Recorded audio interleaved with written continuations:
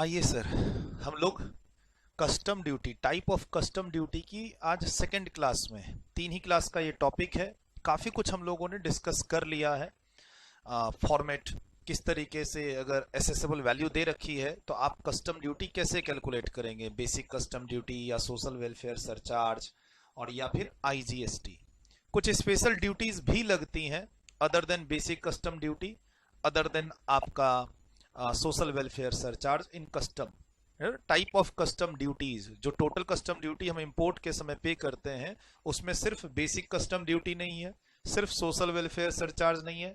हमने last class में क्या डिस्कस कर लिया है, प्रोटेक्टिव ड्यूटी के बारे में डिस्कस कर लिया है। इस पे प्रैक्टिकल क्वेश्चन नहीं आता, थ्योरी क्वेश्चन आता है। ठीक, आज जो टॉपिक डिस्कस कर रहे हैं ये बहुत इंपॉर्टेंट है एग्जाम के लिए, राइट।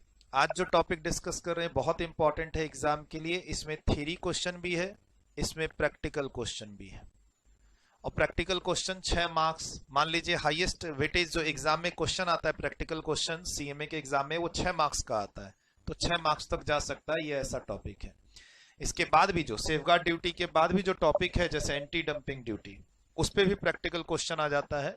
ठीक है, ये 4 स्पेशल ड्यूटीज हैं जो हम लोग क्लास में पढ़ते हैं। आपको शुरू में पिछली क्लास में आपको सब कुछ बता रखा है कि ये जो सेक्शन 12 अगर हम लोग बोलते हैं तो ये कस्टम्स एक्ट का है, 1962 जो मेन एक्ट है। जो हम लोग स्टार्ट किए प्रोटेक्टिव ड्यूटी, जो आज पढ़ेंगे सेफगार्ड ड्यूटी, या फिर जो अगली क्लास में हम लोग पढ़ेंगे like section 9 CVD on subsidised article, और या फिर 9A एंटी डंपिंग ड्यूटी। ये सेक्शंस किसके हैं? ये जो भी सेक्शन आप सामने में देख रहे हैं ना, 37, 39, 61, 8B, 9 और 9A, यानी आज का जो सेक्शन है 8B, ये किसका है? कस्टम्स टैरिफ एक्ट 1975 का है। ठीक, और ये जो सोशल वेलफेयर सरचार्जेस का सेक्शन नहीं है, क्यों?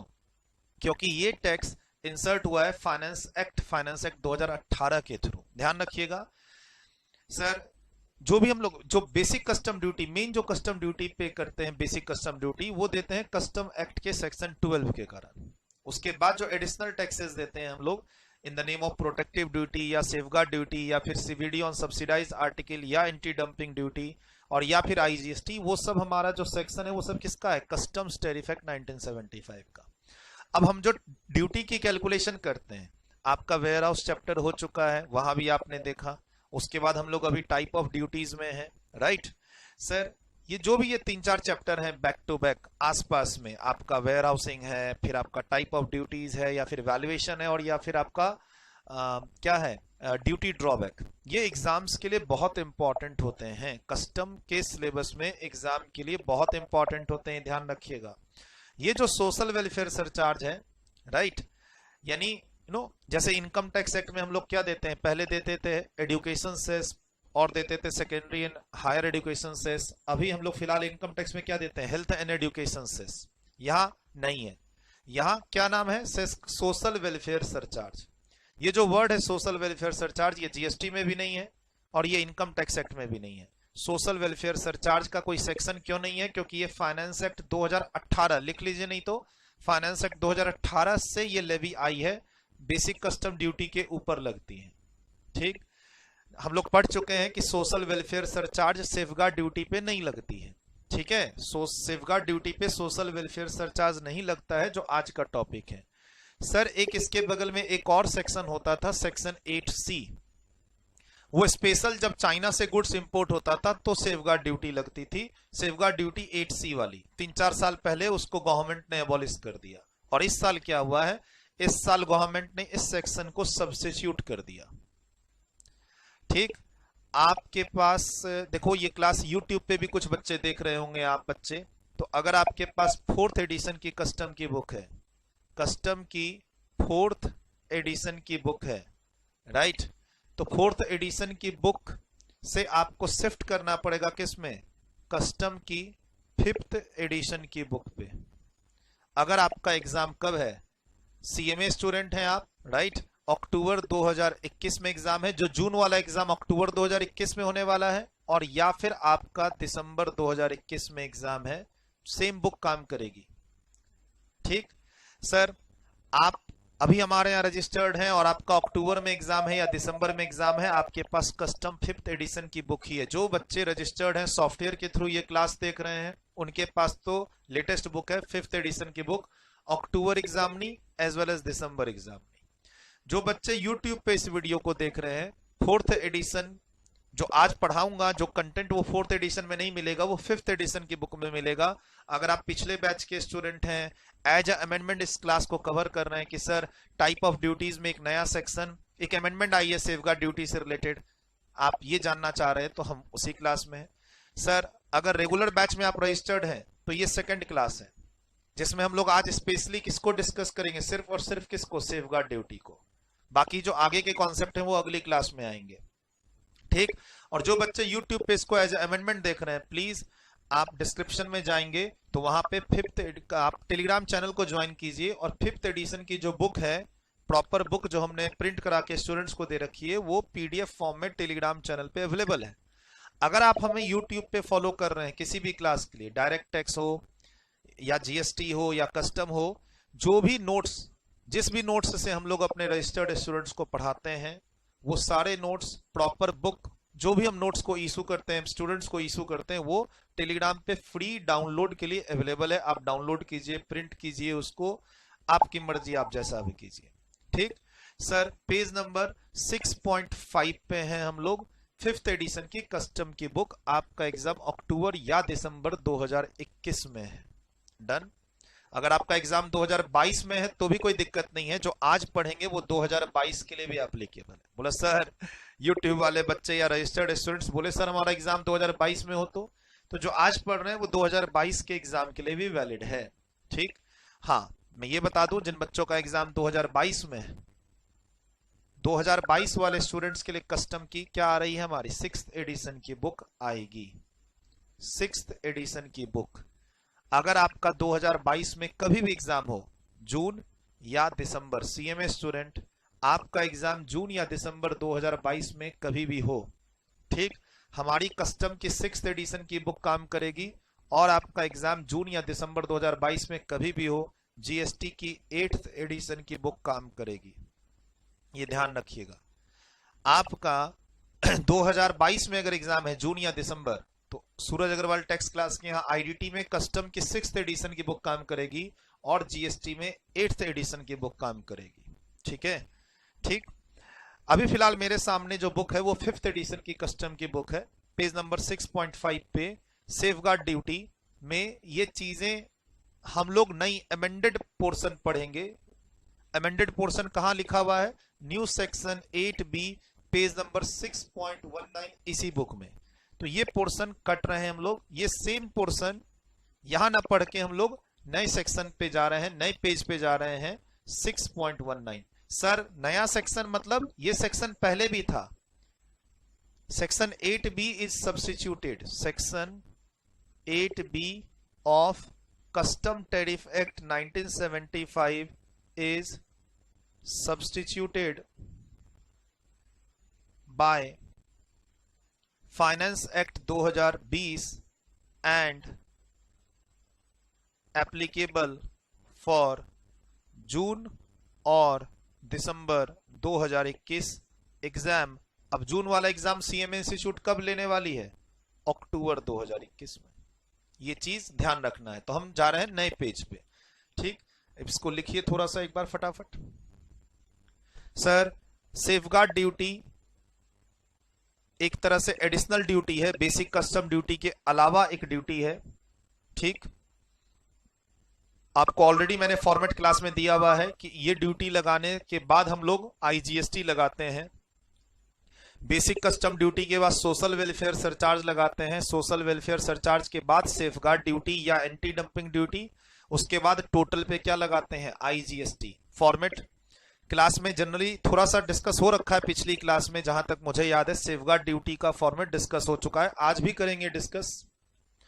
Theory question as well as practical question तैयार रहिएगा एग्जाम के लिए। 4 मार्क्स से लेकर 6 मार्क्स तक की रेंज में कुछ भी आपके एग्जाम में इस टॉपिक आज के क्लास से आ सकता है।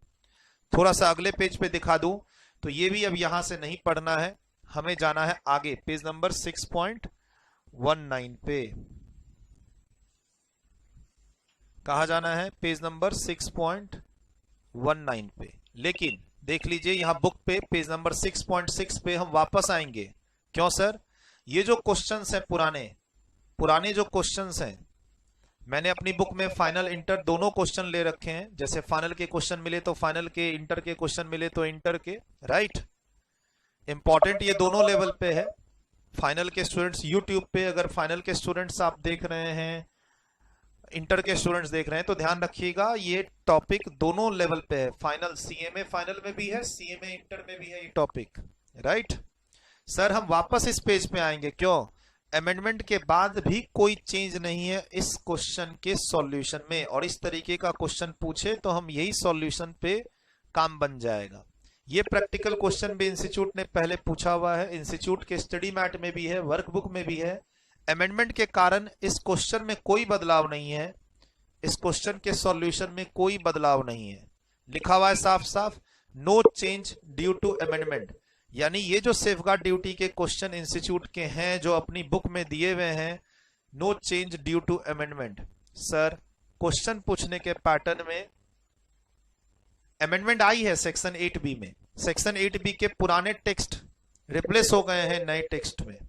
ठीक है, हम पढ़ेंगे, अभी हम नया सेक्शन पढ़ेंगे, क्या कह रहा है सब कुछ जानेंगे। लेकिन ध्यान रखिएगा जो प्रैक्टिकल क्वेश्चन पूछने का पैटर्न है वहां पर कोई बदलाव नहीं हुए हैं। और ये जो हमारे क्वेश्चन सब हैं 5th एडिशन में, यही सब क्वेश्चन 4th एडिशन में भी थे। जो ये 5th एडिशन की बुक है, यही सब क्वेश्चन 4th एडिशन में भी थे। इंटर के स्टूडेंट्स हो या फाइनल के स्टूडेंट्स हो, स्टडी मैट देखोगे, वर्कबुक देखोगे, पिछले 5 साल के क्वेश्चन देखोगे, हमारा क्वेश्चन बैंक भी दिया हुआ है हमने कस्टम की बुक के साथ ही, पीछे में टेस्ट सीरीज दे रखी है। सर यही पैटर्न है सेफगार्ड ड्यूटी पे क्वेश्चन पूछने का, जो इंस्टीट्यूट 5 मार्क्स 6 मार्क्स तक जा सकती है। मान लो हाईएस्ट मार्क्स एक 6 मार्क्स का क्वेश्चन इंस्टीट्यूट का आ रहा है, तो वो ये आ सकता है जो आपके सामने। क्या सर अमेंडमेंट के कारण इसके पैटर्न में कोई बदलाव हुआ है? आंसर इज नहीं। हम लोग पहले डिस्कस कर लेते हैं 8B, वापस आके इसको बनाएंगे। आप बच्चे अगर YouTube पे अमेंडमेंट के लिए पढ़ रहे हैं, आज की क्लास देख रहे हैं, तो ध्यान रखिएगा अमेंडमेंट के कारण इन न तो क्वेश्चन के पैटर्न में कोई चेंज है प्रैक्टिकल, न इसके सॉल्यूशन में कोई चेंज है। देख लीजिए साफ साफ लिखा हुआ है no change due to amendment, page number 8। Page number 7 नीचे no change due to amendment, और इधर भी no change due to amendment. यानी हम आगे जा रहे हैं, थोड़ा सा थ्योरी कवर कर लेते हैं, वापस इस पेज में आएंगे, प्रैक्टिकल कवर कर लेंगे। ये सब तो अगली क्लास में मैं डिस्कस करूंगा आपके साथ। पेज नंबर 9, 10, 11, 12, 13, 14 ये सब हम लोग अगली क्लास में डिस्कस करेंगे। हम लोग आ गए हैं पेज नंबर, मैं पेज नंबर 19 लिख रहा था ना, पेज नंबर 19 तो नहीं है, 15 है। 19 क्यों लिखा हुआ है?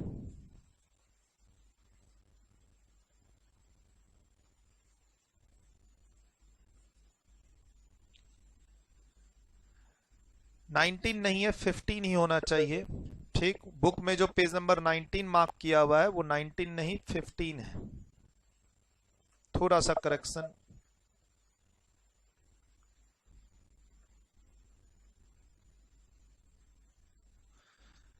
ये जो यहां पर बार बार मेंशन था ना, पेज नंबर 19 पे चलते हैं, 19 पे चलते हैं।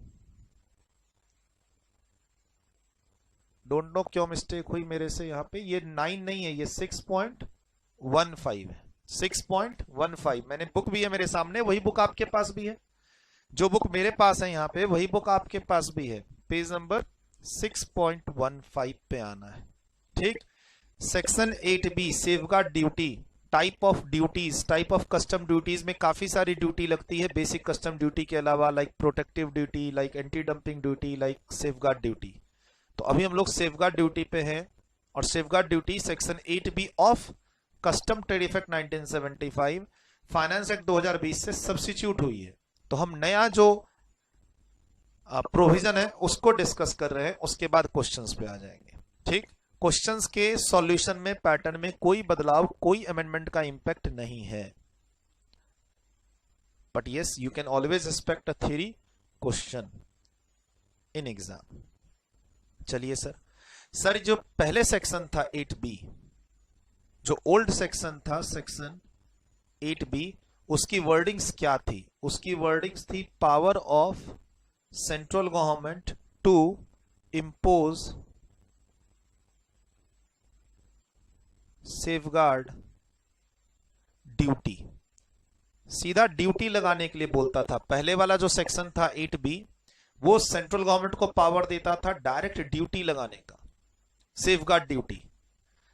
सर कोई इंपोर्ट हो रही है जो हमारी डोमेस्टिक इंडस्ट्री को नुकसान पहुंचा रही है, इन सब ड्यूटी का पर्पस क्या है? इंपोर्ट को रिस्ट्रिक्ट करना, इंपोर्ट के कॉस्ट को बढ़ाना, सो दैट कि हम डोमेस्टिक इंडस्ट्री को सेफगार्ड कर सकें। ऐसा ही आपने पिछली क्लास में पढ़ा प्रोटेक्टिव ड्यूटी, है ना, सेक्शन 6 वाली जो हमने पिछली क्लास में पढ़ा, प्रोटेक्टिव ड्यूटी सेक्शन 6 वाली, उसका भी यही पर्पस था कि ड्यूटी लेवी करते हैं सो दैट कि जो बाहर के गुड्स इंडिया आ रहे हैं वो एक्सपेंसिव हो जाएं और वो लोगों ना खरीदें, यानी उनकी डिमांड कम हो जाए और वो लोग डोमेस्टिक गुड्स खरीदें। सेम ऑलमोस्ट वही पर्पस सेफगार्ड ड्यूटी का भी है, वही पर्पस अगली क्लास में एंटी डंपिंग ड्यूटी का भी है। ठीक है, अल्टीमेटली हमें गवर्नमेंट ने क्या किया, गुड्स जो इंपोर्ट हो रहे हैं उस पर ये एक्स्ट्रा ड्यूटी लगा दी in the name of protective duty, safeguard duty. World wide accepted है, WTO में ये ड्यूटी एक्सेप्टेड है। हम कोई भी ड्यूटी अपने मन से नहीं लगा रहे हैं कि बाहर के लोगों को, बाहर की कंट्री को पसंद ना आए। जो ये इंटरनेशनल ट्रेड को कंट्रोल करती है बॉडी WTO, उसमें ये सब ड्यूटीज एक्सेप्टेड है। कोई भी कंट्री अगर कोई गुड्स इंपोर्ट हो रहा है तो अपनी कंट्री के सेफ करने के लिए, अपने कंट्री के डोमेस्टिक मैन्युफैक्चरर को सेफ करने के लिए, अपने डोमेस्टिक मार्केट को सेफ करने के लिए ये सब ड्यूटीज लगा सकती हैं, जिसमें से एक ड्यूटी आज हम लोग डिस्कस कर रहे हैं, कौन सी?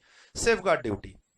लेकिन जो पुराना सेक्शन था वो सेंट्रल गवर्नमेंट को ड्यूटी लगाने का पावर दे रहा था, और दूसरे तीसरे तरीके भी हो सकते हैं इंपोर्ट को कंट्रोल करने के।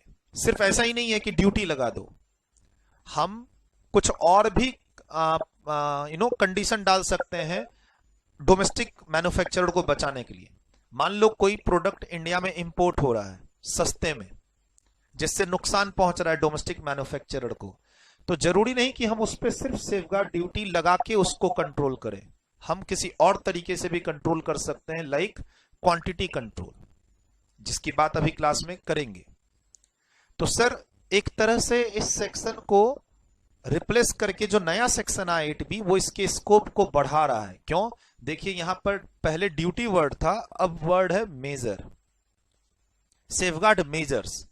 उसमें एक तरीका है ड्यूटी लगाना, उसके अलावा और भी तरीके हैं सेफगार्ड करने के। किसको? इंडियन इंडस्ट्री को। बेसिकली वर्ड ड्यूटी रिप्लेस हो गया मेजर्स से, और मेजर्स में काफी सारे तरीके हैं इस सेक्शन के अंदर, उसमें एक तरीका है ड्यूटी भी लगाना। पहली बात तो ये ध्यान रखिएगा, power of central government to apply safeguard measures, 5th edition की बुक पेज नंबर 6.15 पे है। Section 8B of the customs tariff act 1975, substitution of new section for section 8B। पुराना जो सेक्शन था 8B, उसकी जगह नया सेक्शन आया 8B, थोड़ा सा सेक्शन के नाम में भी चेंज हुआ। और ये अमेंडमेंट किसकी है? फाइनेंस एक्ट 2020 की है। आपका अगर अक्टूबर दिसंबर 2021 में एग्जाम है, आप हमारे रजिस्टर्ड स्टूडेंट्स हैं करंट बैच, तो भी ये क्लास यूट्यूब पे देख रहे हैं तो भी ये क्लास आपके लिए जरूरी है।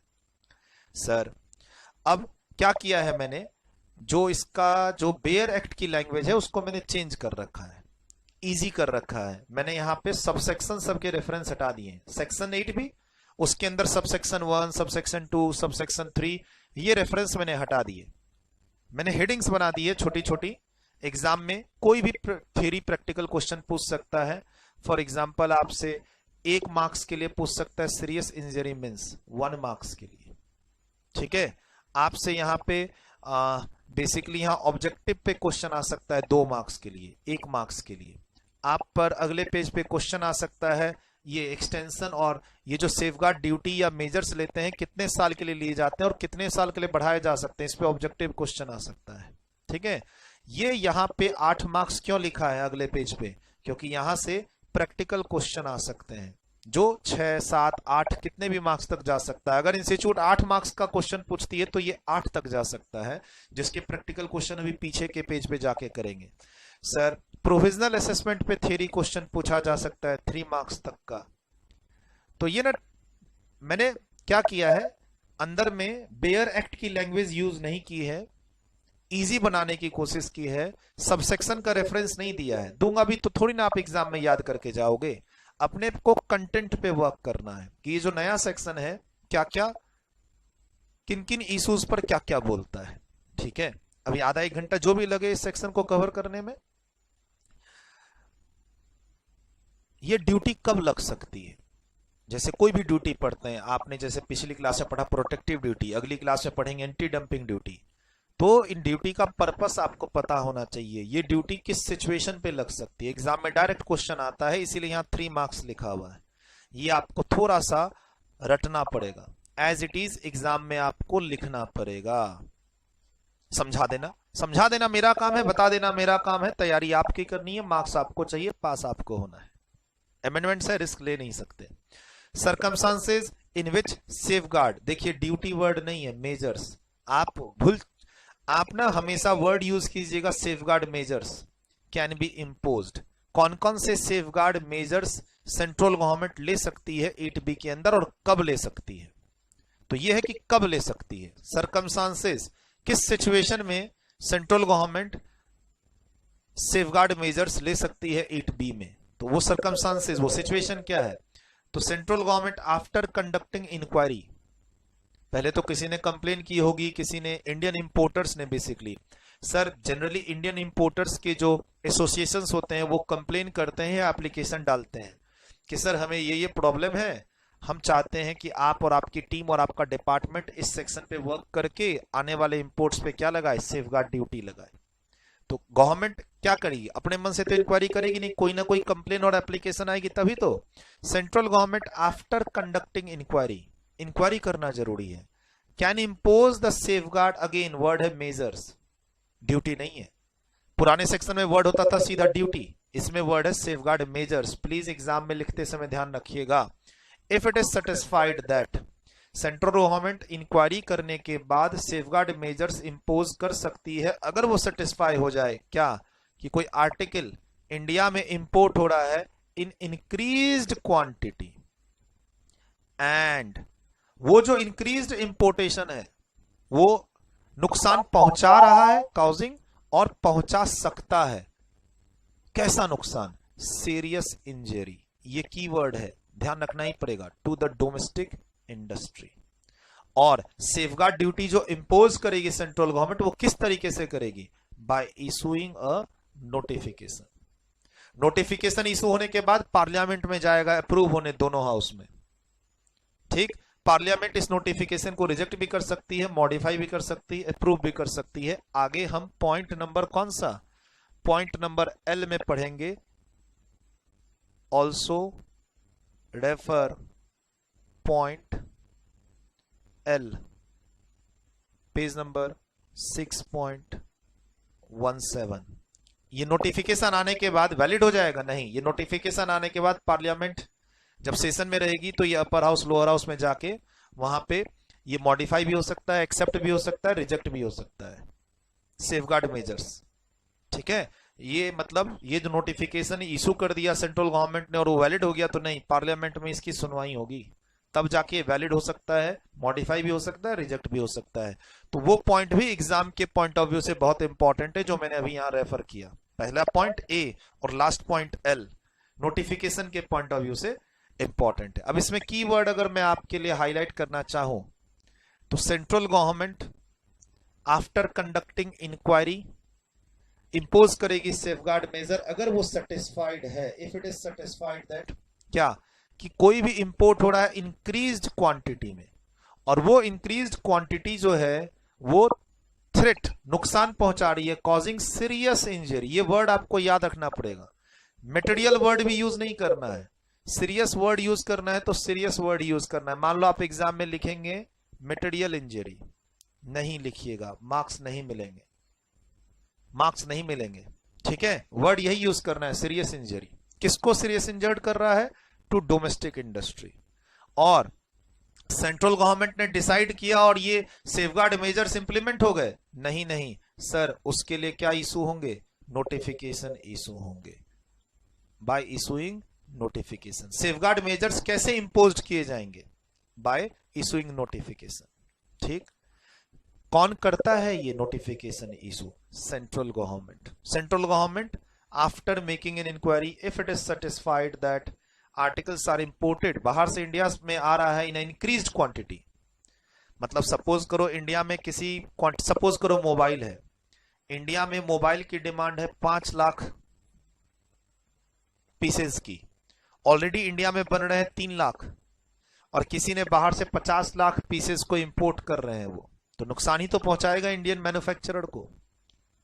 मान लीजिए हम इंडिया में कोई भी बनने वाले, जैसे मान लीजिए इंडिया में शुगर का प्रोडक्शन होता है, चीनी का, इंडिया में चीनी का प्रोडक्शन होता है, मान लो ओवरऑल इंडिया में डिमांड है 50 मेट्रिक टन की, इंडिया का ऑलरेडी प्रोडक्शन हो रहा है 30 मेट्रिक टन, तो शॉर्टफॉल तो 20 ही मेट्रिक टन है ना। लेकिन एक इंपोर्टर है जो बाहर से चीनी इंपोर्ट कर रहा है 100 मेट्रिक टन, 200 मेट्रिक टन, तो सर इतना ज्यादा अगर चीनी क्वांटिटी में इंपोर्ट कर लेगा तो सप्लाई ज्यादा होगी, प्राइस फॉल करेगा, तो हमारे जो इंडियन मैन्युफैक्चरर है वो मरेंगे। डोमेस्टिक इंडस्ट्री में जरूरी नहीं है कि सिर्फ मैन्युफैक्चरिंग की बात करें, मोबाइल की और लैपटॉप की और टेलीविजन की, नहीं, इसमें एग्रीकल्चर प्रोड्यूस भी हो सकता है। डोमेस्टिक इंडस्ट्री में एग्रीकल्चर सेक्टर भी हो सकता है, जरूरी नहीं कि हम मैन्युफैक्चरिंग सेक्टर की ही बात करें, agriculture sector also, agriculture sector also. मान लीजिए इंडिया में वो जो खाने के जो हम लोग यूज करते हैं, खाना बनाने में जो तेल यूज करते हैं मस्टर्ड ऑयल, उसके प्रोडक्शन इंडिया में हो रहे हैं, और अब कुछ इंपोर्टर्स हैं जो इसको बाहर से भी इंपोर्ट करना चाह रहे हैं।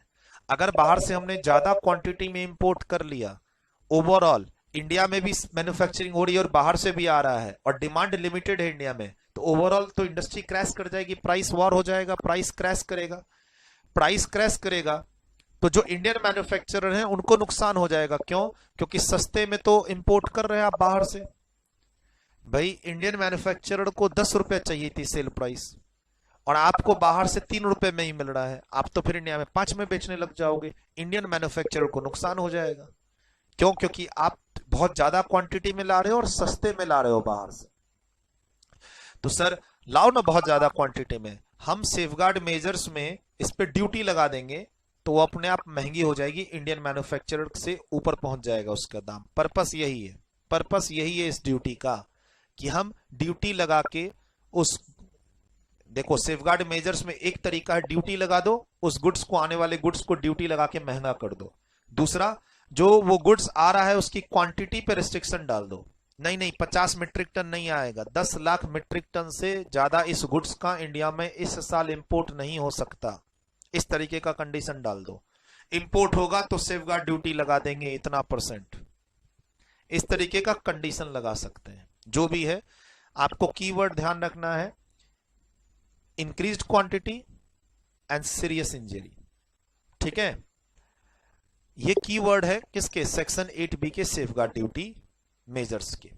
बोलता है कुछ इंपॉर्टेंट टर्म्स हैं, लाइक डोमेस्टिक इंडस्ट्री का मतलब क्या है? Domestic industry means the producer as a whole of the like article और a directly competitive article in India. वो आर्टिकल कुछ भी हो सकता है, एग्रीकल्चर प्रोड्यूस भी हो सकता है। Whose collective output of the like article or a direct competitive article in India constitutes a major share of the total production of the said article in India। ठीक है सर, डोमेस्टिक इंडस्ट्री को serious injury करेगा, तो वो domestic industry कौन है? वो producers हैं जो कलेक्टिवली एक अच्छा खासा प्रोडक्शन कर रहे हैं। ठीक है, मेजर शेयर्स, मान लो 70% प्रोडक्शन उन्हीं के पास है, और वो लोग कंप्लेन लेके पहुंच गए सेंट्रल गवर्नमेंट के पास, ऐसे समझो। तो वही चीज यहां समझाने की कोशिश कर रहा है। Domestic industry means the producers as a whole of the like article और directly competitive article in India.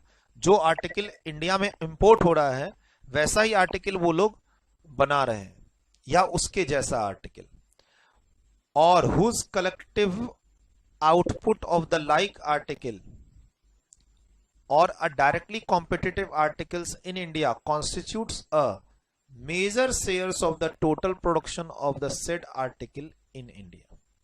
ठीक है सर,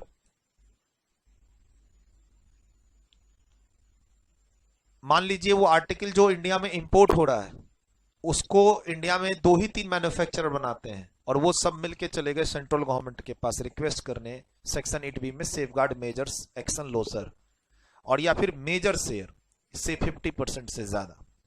अच्छा, what do you mean by serious injury, ये एग्जाम के लिए तैयार कर लेना। Serious injury means an injury causing significant overall impairment in the position of the domestic industry. ठीक। Threat of serious injury means a clear and imminent danger of the serious injury. Developing country, आगे word use होगा developing country का। Developing country means country notified by central government. ये developing country कौन है? बाहर की country है, foreign country. ठीक। कुछ एग्जम्पशंस दिया हुआ है डोमेस्टिक, कुछ एग्जम्पशंस दिया हुआ है, अगर गुड्स डेवलपिंग कंट्री से आ रहा है तो हम सेफगार्ड ड्यूटी नहीं लगाएंगे, कुछ कंडीशंस हैं। उसी कंडीशन पे प्रैक्टिकल क्वेश्चन भी आते हैं जो हम पीछे के पेजेस में देखें। तो आगे गवर्नमेंट ने कुछ रिलीफ दे रखा है कि अगर वो आर्टिकल डेवलपिंग कंट्री से आ रहा है, डेवलपिंग कंट्री मतलब ऐसी कंट्री जिनको इंडिया की जरूरत है, लाइक मान लो आसपास में हम कंट्री ले लें, से बांग्लादेश ले लें या श्रीलंका ले लें या साउथ अफ्रीका की कुछ कंट्रीज के नाम ले लें, जिन देखो हम अपनी इकोनॉमी को स्ट्रांग करना चाहते हैं, हम एक्सपोर्ट करते हैं तो किस मार्केट को देखते हैं? यूरोप की मार्केट को, यूएस की मार्केट को, कनाडा की मार्केट को। हमें कुछ एक्सपोर्ट करना है तो हमारा ध्यान जाता है यूरोपियन मार्केट, यूएस में, कनाडा में, मिडिल ईस्ट में। ठीक। ऐसे ही जो छोटी कंट्री होगी हमसे, साउथ अफ्रीकन कंट्री और से अदर एशियन कंट्रीज, वो इंडिया की तरफ देखेंगे। अब इंडिया नहीं देखते हो, इंडिया म्यांमार से दोस्ती का हाथ बढ़ाता है, बांग्लादेश से हाथ बढ़ाता है, इंडिया अपने से बड़ी बड़ी कंट्रियों से भी जाके मिलता है, like France, Germany, USA, Dubai, Japan, Russia. और इंडिया अपने से छोटी कंट्री से भी जाके मिलता है, बांग्लादेश, श्रीलंका, साउथ अफ्रीका की कंट्रीज, म्यांमार, इंडोनेशिया, छोटी छोटी कंट्रियों, भूटान, इन सब से भी जाके मिलता है। अब भूटान इंडिया पे डिपेंडेंट है तो उसको हम कैसे नुकसान पहुंचाएं?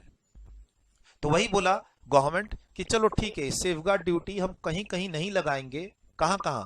जब गुड्स इंपोर्ट हो रहा होगा डेवलपिंग कंट्री से। आगे हम पढ़ेंगे कुछ सिचुएशन है जहां पे सेफगार्ड ड्यूटी नहीं लगती है, जो एग्जाम में थ्योरी का भी क्वेश्चन काम करेगा, प्रैक्टिकल का भी, वहां पर आएगा डेवलपिंग कंट्री। तो डेवलपिंग कंट्री कोई भी फॉरेन कंट्री हो सकती है जिसको सेंट्रल गवर्नमेंट ने नोटिफाई किया हुआ हो। ठीक।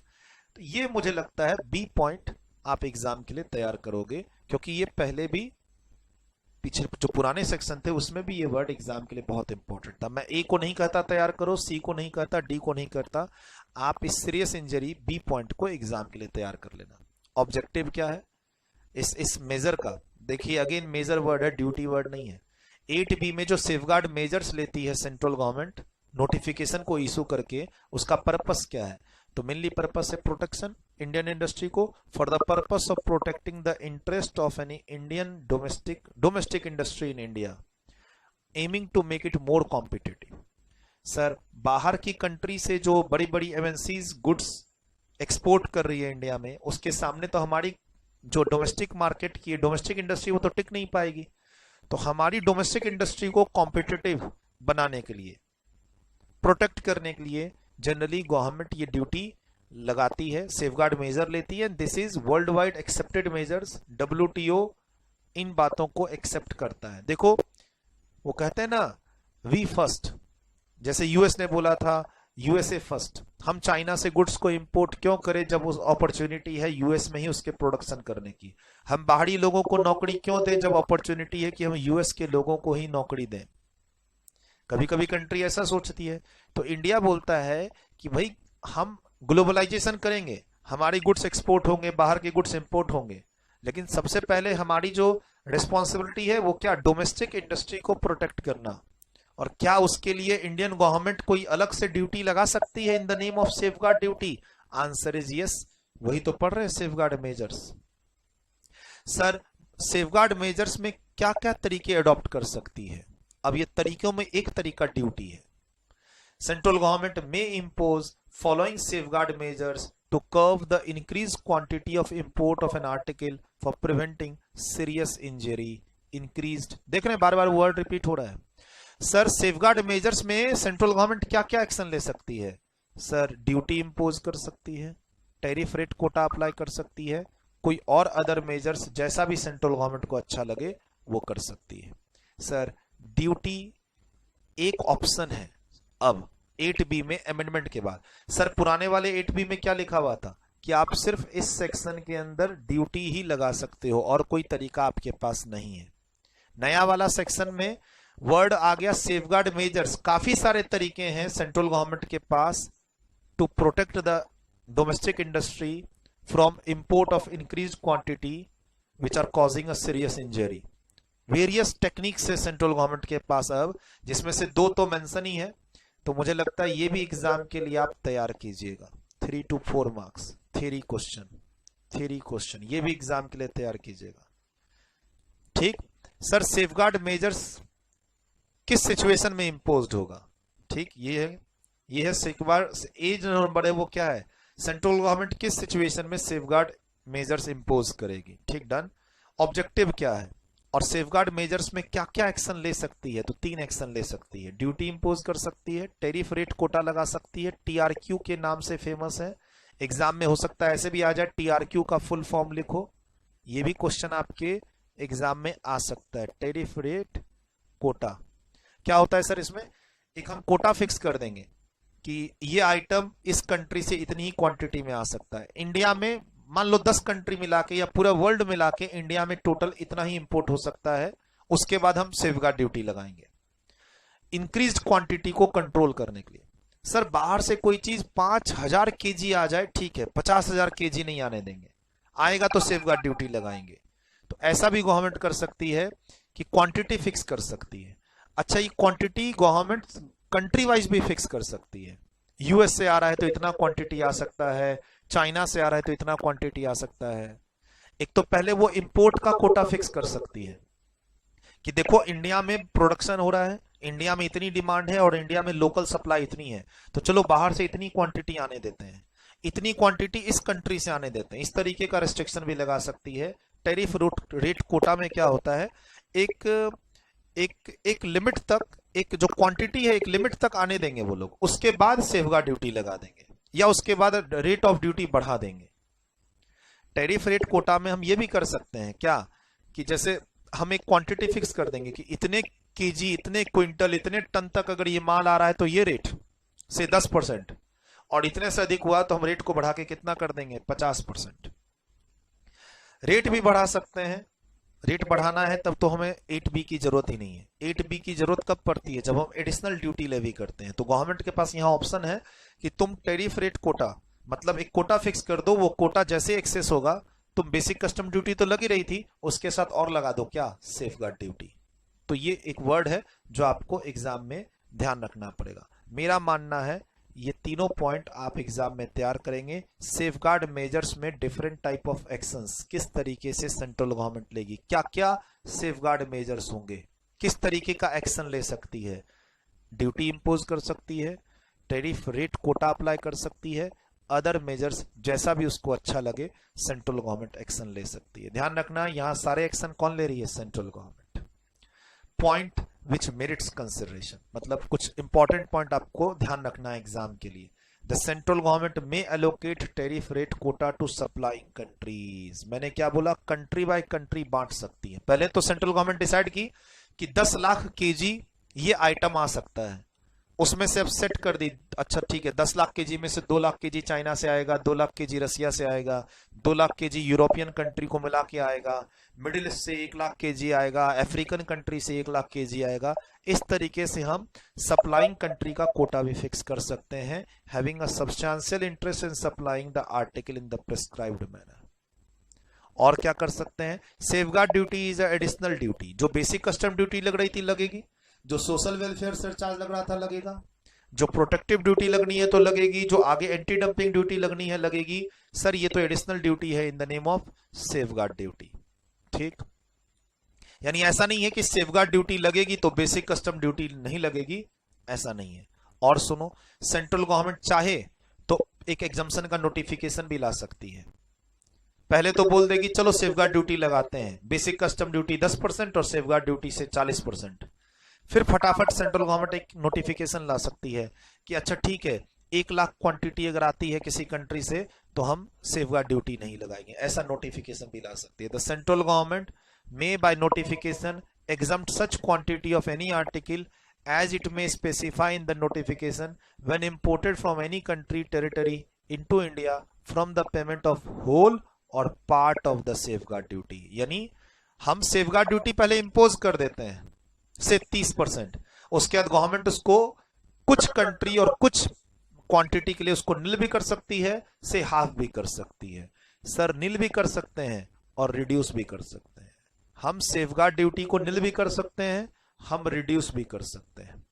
पिछले पेज पर क्या हुआ, गवर्नमेंट ने नोटिफिकेशन इशू करके सेफगार्ड ड्यूटी इंपोज कर दी से 30%।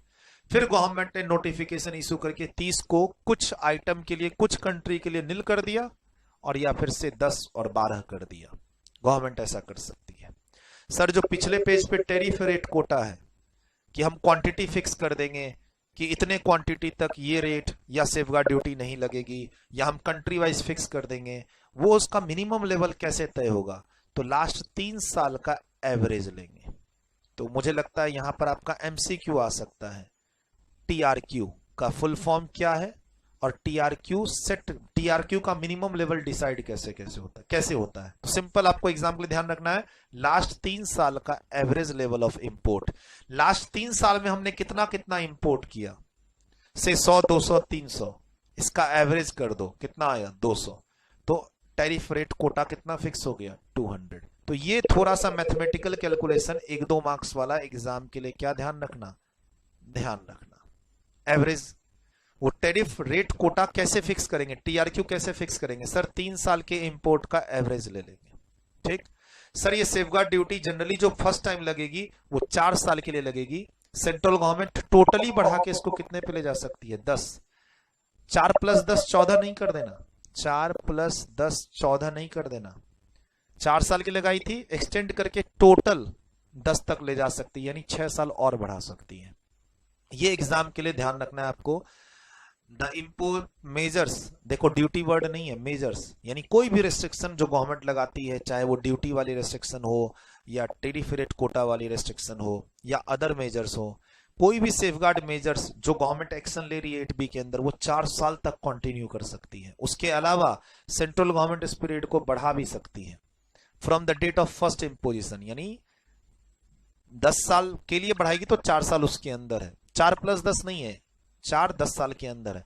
अगर सेंट्रल गवर्नमेंट को लग रहा है कि डोमेस्टिक कंपनी धीरे धीरे मेजर्स ले रही है अपने आप को इंजरी से बचाने की, अपना प्राइस कॉम्पिटिटिव कर रही है, अपना प्रोडक्शन बढ़ा रही है, अपनी क्वालिटी ठीक कर रही है, ताकि आप बाहर के गुड्स को खरीदे ही ना, डोमेस्टिक कंपनी इंडस्ट्री एक्शन ले रही है, और सेंट्रल गवर्नमेंट को लगता है कि अभी भी सेफगार्ड मेजर्स में इस ड्यूटी को कंटिन्यू किया जा सकता है, लगना चाहिए, अभी हमारी डोमेस्टिक इंडस्ट्री को सरवाइव करने के लिए और टाइम चाहिए।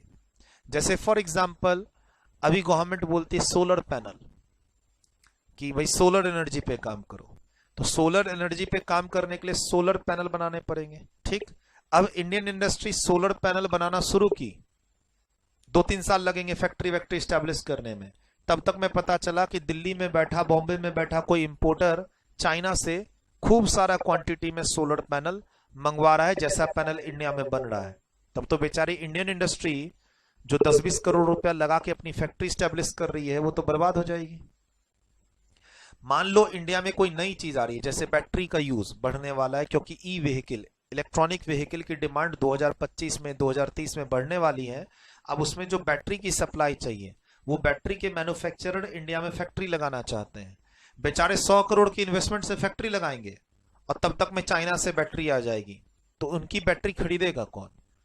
तो इंडियन इंडस्ट्री को रिस्क भी तो है कि वो एक लंबा चौड़ा इन्वेस्टमेंट करके कोई चीज का प्रोडक्शन करती है, प्रोडक्शन मार्केट में जाने से पहले ही कोई दूसरा इंपोर्टर है उसको चाइना से लेके आ जाता है, वो भी इंक्रीज्ड क्वांटिटी में, तो वो तो फिर कंप्लेन करेंगे ही ना।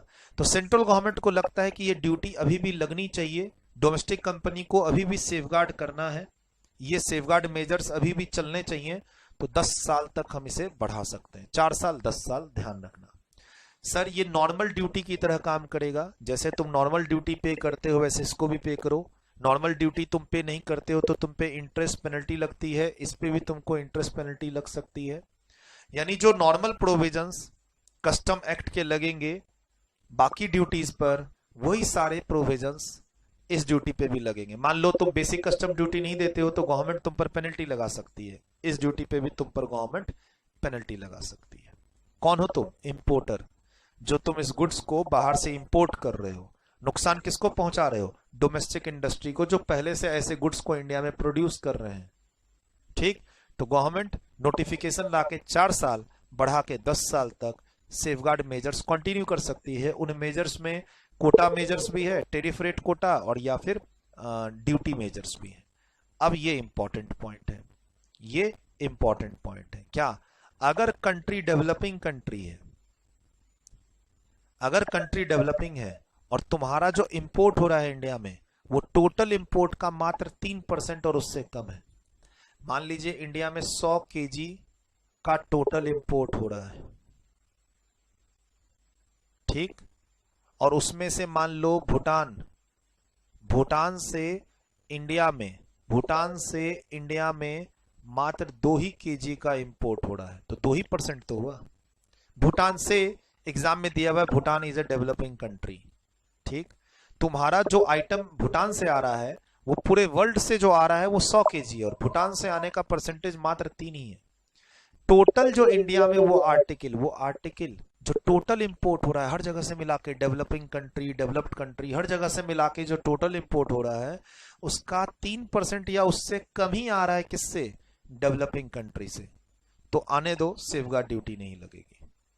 और या फिर डेवलपिंग कंट्री एक से ज्यादा है, और एक से ज्यादा है तो यह भी देखना होगा कि एच डेवलपिंग कंट्री से 3% से कम आए। ठीक, और इन एग्रीगेट 9% और उससे कम ही हो। अब इसको समझना होगा एग्जाम्पल की हेल्प से। सर, डेवलपिंग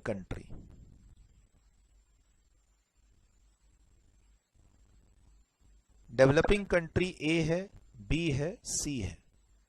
ठीक, percentage of total import. Sir, यहां से 2% आ रहा है, यहां से 4% आ रहा है, यहां से 2.5% इंपोर्ट आ रहा है। तो इस 4 को अलग कीजिए, यहां सेफगार्ड ड्यूटी लगेगी। सेफगार्ड ड्यूटी 4% वाले पे लगेगी। डेवलपिंग कंट्री है लेकिन इंपोर्ट कितना हो रहा है? टोटल इंपोर्ट का 4%, वहां से सेफगार्ड ड्यूटी लगेगी। अब ये 3% से कम वाली कितनी बची? 2। इनका 3% से इंडिविजुअली ये कम है, और एग्रीगेट कितना हो रहा है? 4.5%। तो फिर सर ए और सी से जो माल इंपोर्ट हो रहा है वहां पर सेफगार्ड ड्यूटी और सेफगार्ड ड्यूटी यानी सेफगार्ड मेजर्स अप्लाई नहीं होंगे। क्या ध्यान रखना, जो डेवलपिंग कंट्री 3% क्रॉस कर गई है उसको तो तुम अलग कर दो, बाकी जो और डेवलपिंग कंट्रीज बची आपके पास उनका एग्रीगेट 9% और उससे कम है, और इंडिविजुअली 3% से कम है, तो सेफगार्ड ड्यूटी नहीं लगेगी। अब ए और सी का जब टोटल करेंगे तो उसको बी का टोटल, उस बी ऐड नहीं करेंगे, बी तो अलग हो गया। क्यों सर? बी का तो परसेंटेज 4 है और उस पर तो सेफगार्ड ड्यूटी लग रही है। एग्रीगेट में बी को काउंट नहीं करेंगे, एग्रीगेट में डेवलपिंग कंट्री के परसेंटेज को काउंट करेंगे, वो भी वही परसेंटेज जो 3% से कम हो। अब मान लो 4 डेवलपिंग कंट्री है, ठीक, 4 डेवलपिंग कंट्री है और हर जगह से 2.5% की इंपोर्ट हो रही है, तो एग्रीगेट कितना हो गया? 10। चारों पे सेफगार्ड ड्यूटी लग जाएगा। अभी हम लोग प्रैक्टिकल क्वेश्चन भी इस पे करेंगे। अकेला एक ही डेवलपिंग कंट्री है, एग्जाम में क्वेश्चन आया कि तुम डेवलपिंग कंट्री से माल, एक ही कंट्री से माल इंपोर्ट कर रहे हो, फिर उसको देखो वो टोटल इंपोर्ट का कितना % है। सर 5% है, सेफगार्ड ड्यूटी लगेगी। सर 2% है, सेफगार्ड ड्यूटी नहीं लगेगी।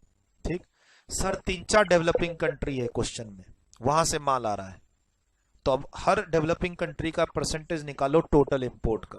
किसी का आ रहा है 5%, किसी का आ रहा है 7%, सब पे लगाते जाओ सेफगार्ड मेजर्स ड्यूटी। अब बचे कौन से? 3% और उससे कम वाले, तो उनका एग्रीगेट करो। एग्रीगेट अगर 9% और उससे कम है, इंडिविजुअली 3% और उससे कम है, तो सेफगार्ड ड्यूटी नहीं लगेगी। प्लीज एग्रीगेट करके, ये एग्रीगेट जो है 8.5 मत कर देना। एग्रीगेट में हम उस परसेंटेज को नहीं लेंगे जिस पर ऑलरेडी सेफगार्ड ड्यूटी लग चुकी है, क्योंकि वो 3% से अधिक था। हम जो एग्रीगेट करेंगे वो उन्हीं कंट्री का करेंगे जो 3% और उससे कम है। क्या कहता है, articles originating from more than one developing countries so long as the aggregate of import from developing country each with less than 3% shares taken together does not exceeds 9%। Developing country का टोटल करना है, 9% और उससे कम होना चाहिए, और जिन जिन developing country का total कर रहे हो उन सब का अपना खुद का परसेंटेज 3 और उससे कम होना चाहिए, तो सेफगार्ड ड्यूटी नहीं लगेगी। प्रैक्टिकल क्वेश्चन इसी पे आता है। अभी हम लोग प्रैक्टिकल क्वेश्चन भी करेंगे, इसको लिखिए। यहाँ कुछ था लिखने के लिए, पहले पिछले पेज पे चलते हैं। देखिए यहाँ पहले लिखना है, कुछ लिखिए।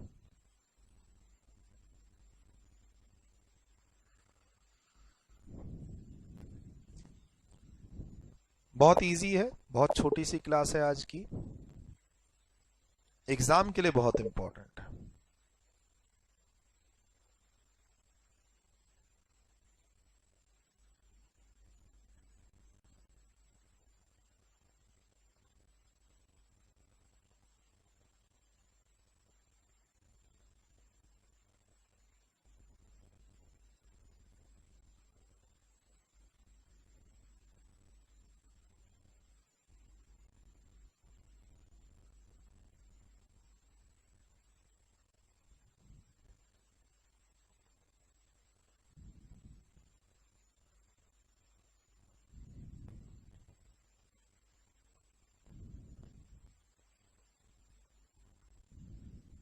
डन।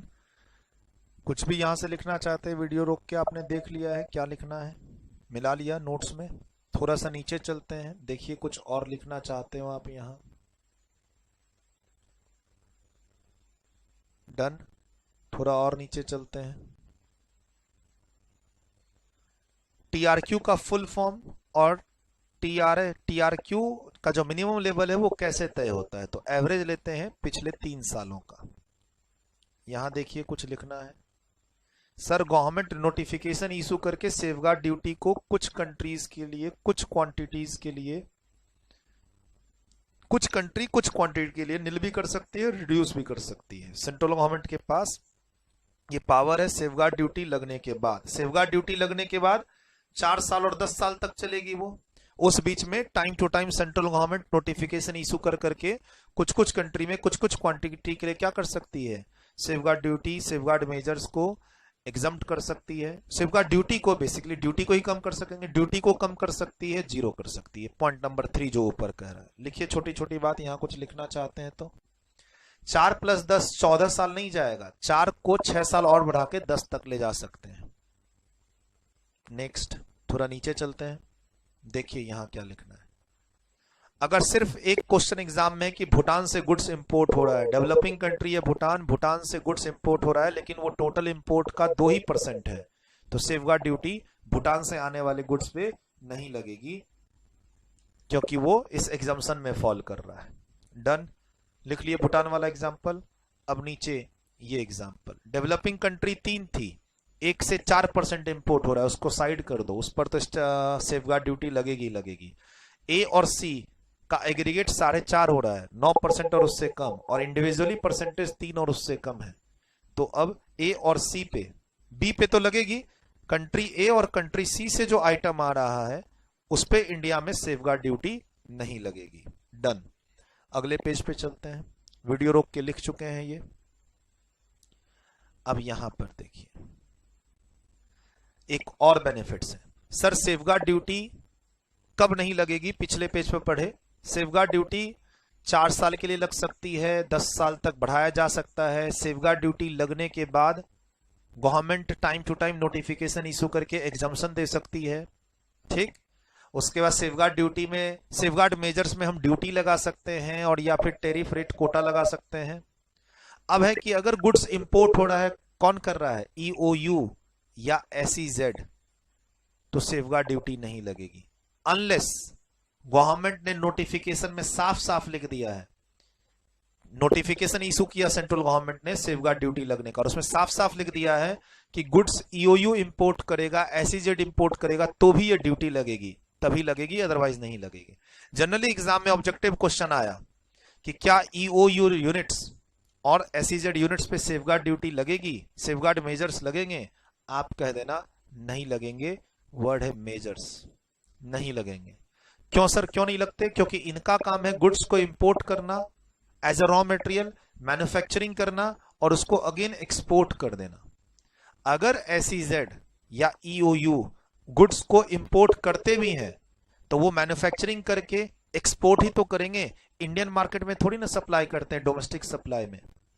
सर कर दिया तो कर दिया तो ये पॉइंट है तो यहां पे कि अगर वो डोमेस्टिक सप्लाई करेंगे, DTA domestic tariff area, domestic tariff area, sir SEZ special economic zone ने बाहर से गुड्स को इंपोर्ट किया और उसको एज इट इज इंडिया में बेच दिया डोमेस्टिक एरिया में, और या मैन्युफैक्चरिंग करके डोमेस्टिकली इंडिया में बेच दिया, तब तो इंडियन इंडस्ट्री को तो नुकसान पहुंचाएंगे ना, तो सेफगार्ड ड्यूटी लगा देंगे।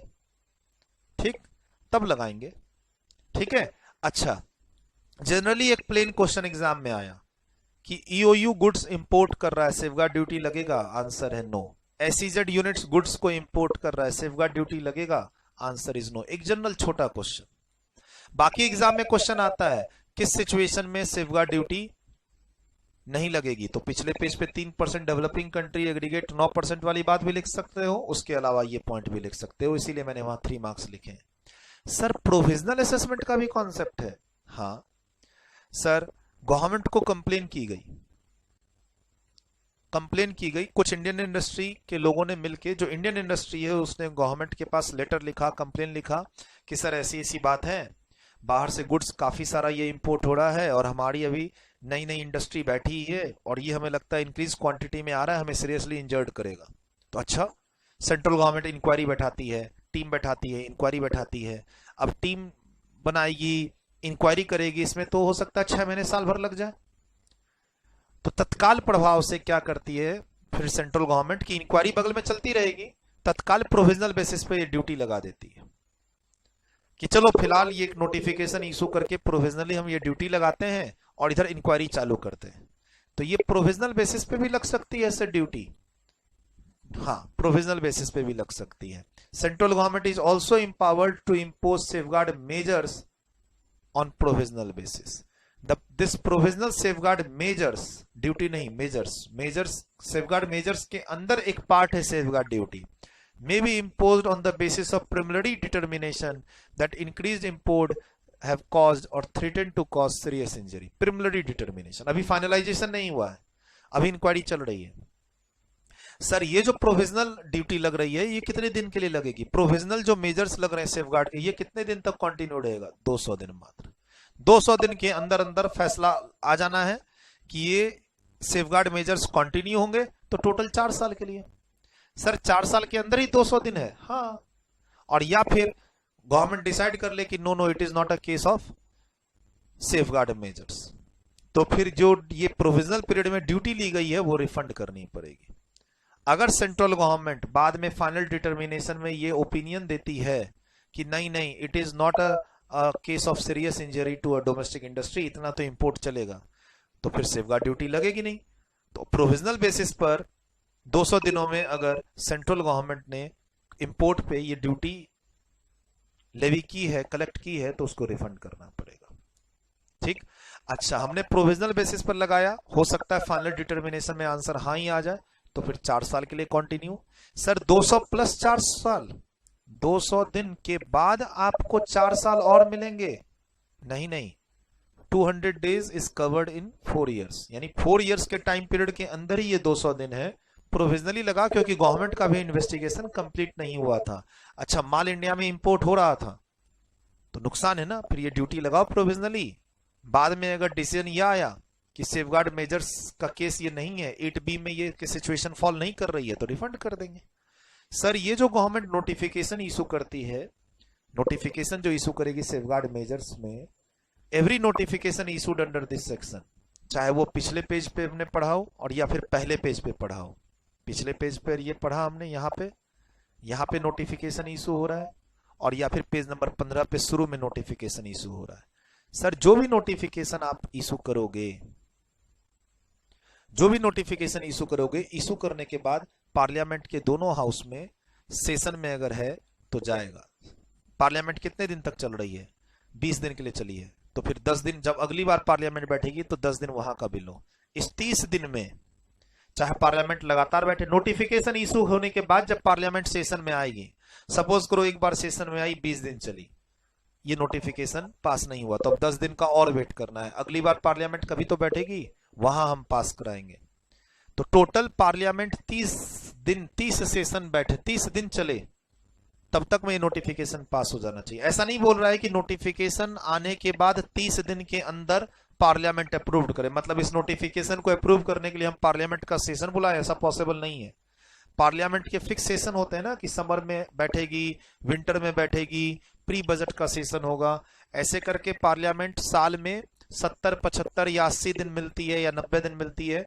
उसमें जो पहला 30 दिन होगा नोटिफिकेशन इशू करने के बाद, 30 दिन जो पार्लियामेंट सेशन में रहेगी, कभी 5 दिन तो वो 5 दिन, उसके बाद फिर 10 दिन, तो फिर 10 और 5 15 दिन, फिर 15 दिन और, इन किसी भी 30 दिन में वो नोटिफिकेशन पास हो जाना चाहिए।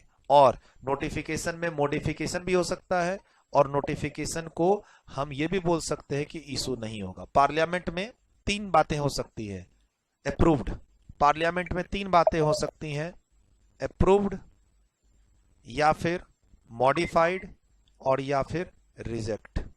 बोला सर रिजेक्ट हो गया तो रिजेक्ट हो गया तो जो पैसा ले चुके उसको रिफंड करने की जरूरत नहीं है। क्या बोलता है? shall not affect the validity of anything previously done under this notification।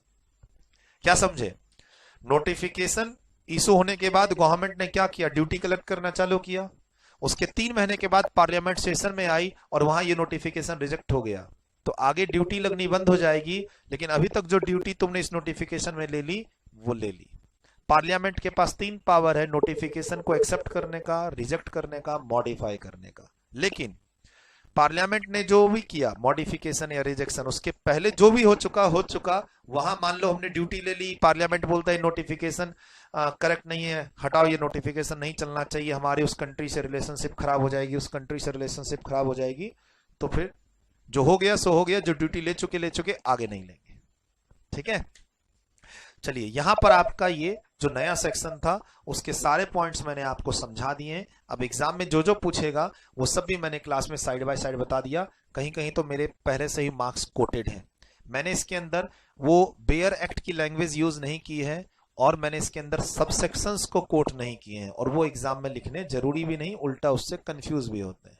Sir ये पेज नंबर 19 तो आज करेंगे, ये पेज नंबर 21 अगली क्लास में लास्ट में होगा, क्योंकि ये लास्ट पेज है अपना, ये अगली क्लास में होगा। लेकिन 19 सेफगार्ड ड्यूटी से रिलेटेड है।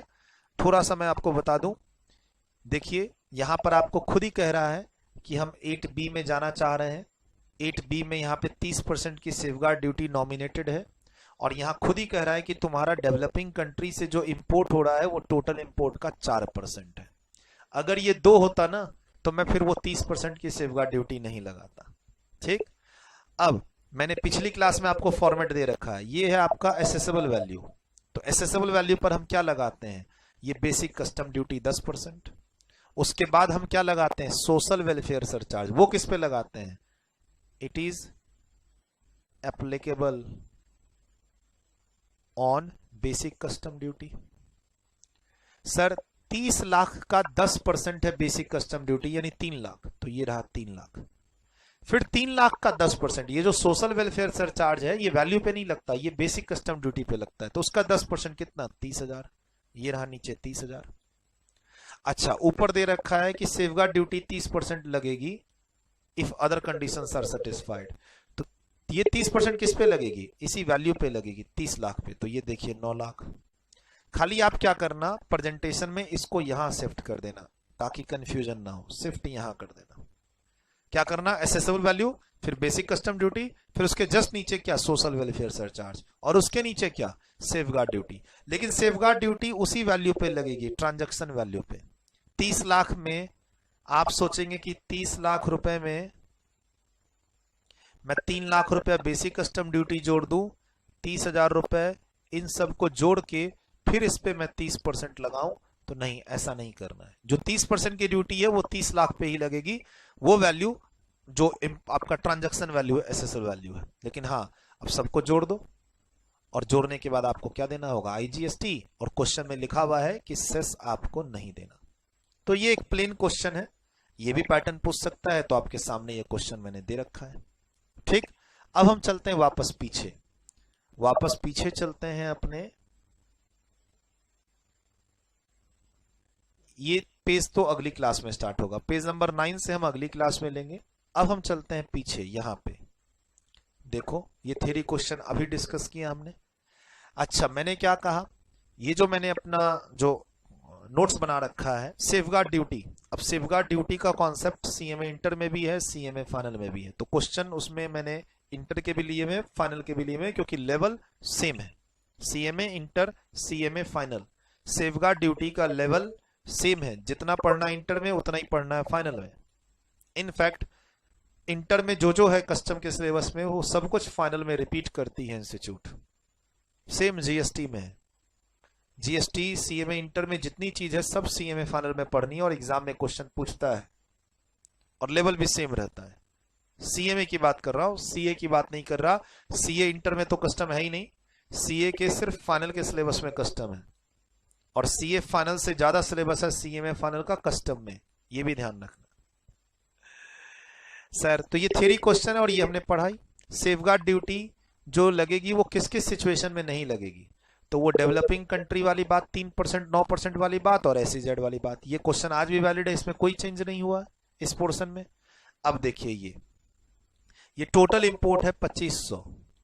अब 2500 का 3% कितना होता है, 75। तो ये क्रॉस कर गया, ये 3% से ज्यादा है, तो इस पर तो सेफगार्ड ड्यूटी लगेगी लगेगी। अब हमें ये देखना है ये और ये, तो हमें परसेंटेज निकालना होगा। 66 upon 2500 into 100, 52 upon 2500 into 100, 50 upon 2500 into 100। कौन सी 3 कंट्री, व्हाइट लिमिटेड पे तो सेफगार्ड ड्यूटी लगेगी लगेगी, कंफर्म्ड हो गया, क्योंकि ये 3% से ज्यादा है। डेवलपिंग कंट्री के नाम है, क्या क्या लिखा हुआ है, डिसाइड करो कि सेफगार्ड ड्यूटी लगेगी कि नहीं। Black limited, white limited, red limited, green limited, under 8B sir. और ये दिया हुआ यहाँ पे, ये लोग डेवलपिंग कंट्री के, ये जो इंपोर्टर हैं इंडिया के हैं, और ये इंपोर्ट कहां से कर रहे हैं, डेवलपिंग कंट्री से। इस अदर्स के बारे में कोई कमेंट नहीं देना, कुछ पूछा ही नहीं है सर। अदर्स वाले में तो सेफगार्ड ड्यूटी लगेगी, वहां कोई सवाल नहीं, वो तो पूछा ही नहीं है। आपको खाली बताया है कि ये सेफगार्ड ड्यूटी का जो रेट है 30%, वो हम ब्लैक, व्हाइट, रेड और ग्रीन पे लगाएं कि नहीं लगाएं। ये इंपोर्टर है इंडिया के, जो डेवलपिंग कंट्री से माल इंपोर्ट कर रहे हैं, व्हाइट पे लगेगा कंफर्म्ड। बाकी में परसेंटेज निकालना होगा। एक्चुअली परसेंटेज तो चारों के लिए निकालेंगे। ये देखिए अगले पेज पे, अगले पेज पे पहले आपने क्या किया, प्रोविजन लिख दिया। पहले आपने प्रोविजन लिख दिया कि 8B क्या कहता है, ठीक है। सेफगार्ड मेजर्स में जो ये ड्यूटी लगेगी, कब नहीं लगेगी, वो प्रोविजन लिख दिया। उसके बाद आपने ये परसेंटेज निकाले, परसेंटेज में इसको अलग कर दिया, क्योंकि ये 3% से क्रॉस हो गया। सर इस पर तो ये ड्यूटी लगा दी मैंने, किस पे, व्हाइट पे। अब बाकी पे लगेगा कि नहीं, तो सर बाकी जो 3 मेरी डेवलपिंग कंट्री है, डेवलप्ड कंट्री का तो कोई चार्ट बनेगा ही नहीं। ये जो डेवलप्ड कंट्री है, इसका तो यहाँ पे परसेंटेज निकला ही नहीं, क्योंकि उस पर तो लगना ही है, और सवाल तो उसके बारे में पूछा ही नहीं। सवाल तो सिर्फ 4 के बारे में पूछा है, ब्लैक, व्हाइट, रेड और ग्रीन। तो सर बाकी 3, ब्लैक 3% और उससे कम, रेड 3% और उससे कम, ग्रीन 3% और उससे कम, और इसका टोटल 9% और उससे कम। जब टोटल करेंगे तो उसमें व्हाइट को इंक्लूड नहीं करना है, व्हाइट तो बाहर चला गया। सर व्हाइट तो डेवलपिंग कंट्री है, अरे बेटा व्हाइट तो बाहर चला गया ना, 3% से ज्यादा है, उस पर तो सेफगार्ड ड्यूटी लगेगी। तो अब व्हाइट का परसेंटेज हम टोटल में काउंट नहीं करेंगे, ये अभी पढ़ाया भी मैंने आपको। बस बाकी 3 पे सेफगार्ड ड्यूटी नहीं लगी, नहीं लगी, नहीं लगी, 30% रेट है। सर यहां पे कह रहा है वही कि तुम्हारा सेफगार्ड ड्यूटी का रेट 30% है, तुम 50 करोड़ का इंपोर्ट कर रहे हो डेवलपिंग कंट्री से, तुम्हारा टोटल इंपोर्ट 2500 करोड़ है, तो 2500 करोड़ का 3% होता है 75 करोड़, तुम 3% के अंदर हो, सेफगार्ड ड्यूटी नहीं लगेगी। लेकिन बोलता है अगर इंपोर्ट 80 करोड़ हो तो लगा देंगे, लगा देंगे, और क्या, 30% का रेट लगा देंगे। वो लगा दिया 80 करोड़, 30% सेफगार्ड ड्यूटी लग गई। एक और क्वेश्चन है अगले पेज पे, वही परसेंटेज। सर इस बार 4 डेवलपिंग कंट्री है, ठीक, चारों डेवलपिंग कंट्री का परसेंटेज इंडिविजुअली 3% और उससे कम है, लेकिन एग्रीगेट 9% से अधिक है। सर चारों पे सेफगार्ड ड्यूटी लग जाएगी। 4 डेवलपिंग कंट्री है, चारों का परसेंटेज इंडिविजुअली 3-3% से कम है, लेकिन कोइंसिडेंस है कि चारों परसेंटेज को जोड़ा तो वो 9 से अधिक हो गया। जैसे 9 से अधिक होगा एग्जम्पशन नहीं मिलेगा, रिलीफ नहीं मिलेगा, चारों कंट्री के इंपोर्ट पे सेफगार्ड ड्यूटी लगेगी। बस ऐसे ही क्वेश्चन आते हैं। सर हर वैरायटी के क्वेश्चन मैंने अपनी किताब में कवर किए हुए हैं, थ्योरी, प्रैक्टिकल और एक उधर वाला प्रैक्टिकल। सर एक प्रैक्टिकल क्वेश्चन आया जिसमें बेसिक कस्टम ड्यूटी भी है, सेफगार्ड ड्यूटी भी है, सोशल वेलफेयर सरचार्ज भी है, आईजीएसटी भी है, वो भी फॉर्मेट करवा दिया उधर। सर ऐसे वाले क्वेश्चन, डेवलपिंग कंट्री वाले परसेंटेज वाले क्वेश्चन और थ्योरी क्वेश्चन आपको क्लास में भी बता दिया। अगली क्लास में मिलेंगे। Bye, take care. और जो बच्चे YouTube पे इस वीडियो को देख रहे हैं प्लीज नीचे डिस्क्रिप्शन में जाइए, ठीक है, टेलीग्राम चैनल का लिंक है, और भी लिंक्स होंगे क्लासेस के, आप उसको फॉलो कीजिए, एंजॉय कीजिए क्लासेस, ठीक। सर जिन बच्चों का एग्जाम अक्टूबर और दिसंबर 2021 में है उनके लिए ये क्लास थी। अगर आप 2022 में भी एग्जाम दे रहे हैं तो ये वैलिड है, जितना अभी पढ़ाया है एज इट इज 2022 के एग्जाम के लिए एप्लीकेबल है, ठीक। Bye bye, take care, enjoy.